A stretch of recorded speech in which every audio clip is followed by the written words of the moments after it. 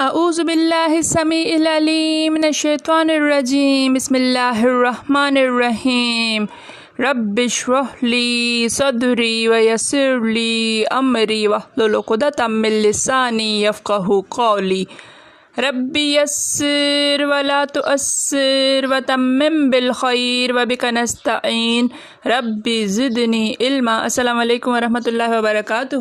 الحمدللہ ہم سورہ مائدہ کا ترجمہ و تفسیر کر رہے ہیں۔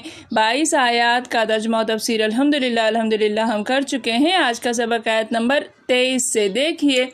اعوذ باللہ من الشیطان الرجیم قال رجلان من الذین یخافون انعم اللہ علیہم ادخلوا علیہم الباب۔ قال کہا رجلان دو آدمیوں نے، من الذین من سے، الذین وہ لوگ جو ان لوگوں میں سے جو یخافون ڈرنے والے تھے، انعم اللہ انعم انعام کیا اللہ نے، علیہما اللہ پر، ہما ان دونوں، ہما ضمیر رجلان کی طرف لوٹ رہی ہے، ان دونوں پر یعنی ان دو آدمیوں پر۔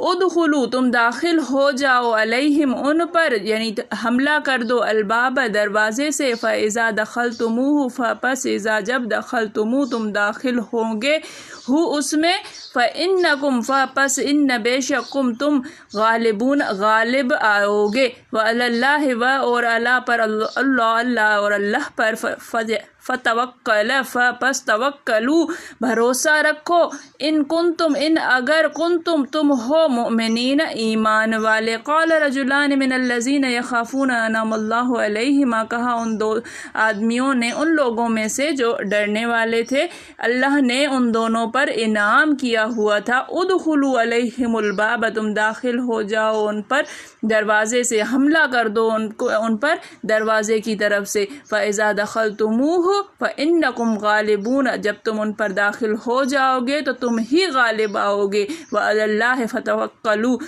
اور اللہ پر ہی بھروسہ رکھو، ان کنتم مومنین اگر تم ایمان والے ہو۔ جو لوگ اللہ سے ڈرتے تھے ان میں سے دو شخص جن پر اللہ کی عنایت تھی، کہنے لگے کہ ان لوگوں پر دروازے کے رستے حملہ کر دو، جب تم دروازے سے داخل ہو گئے تو فتح تمہاری ہے اور اللہ ہی پر بھروسہ رکھو بشرطے کہ صاحب ایمان ہو۔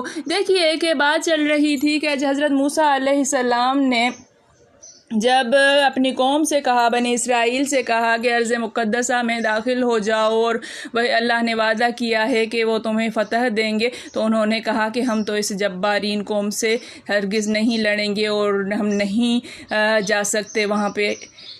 تو انہی میں سے دو آدمیوں نے انہیں سمجھایا بجھایا۔ وہ دو آدمی کون تھے اور کیا کہا، یہ دیکھیے کہ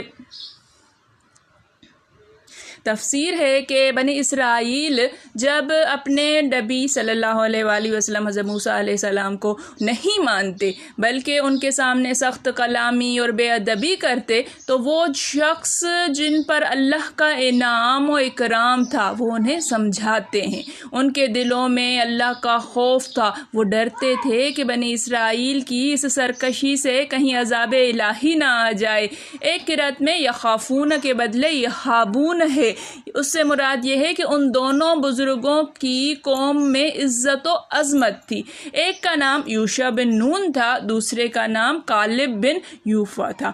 انہوں نے کہا کہ اگر تم اللہ پر بھروسہ رکھو گے، اس کے رسول صلی اللہ علیہ وسلم کی اطاعت کرو گے تو اللہ تعالیٰ تمہیں ان دشمنوں پر غالب کر دے گا اور وہ تمہاری مدد کی تائید کرے گا اور تم اس شہر میں غلبے کے ساتھ پہنچ جاؤ گے۔ تم دروازے تک تو چلو، یقین مانو کہ غلبہ تمہارا ہی ہے۔ لیکن ان نامرادوں نے اپنا پہلا جواب اور مضبوط کر دیا اور کہا کہ اس جبار قوم کی موجودگی میں ہمارا ایک قدم بڑھانا بھی ناممکن ہے۔ یہاں تک آگے جو ہے وہ کیا ہوتا ہے اگلی والی آیت میں انشاءاللہ ہم پڑھیں گے۔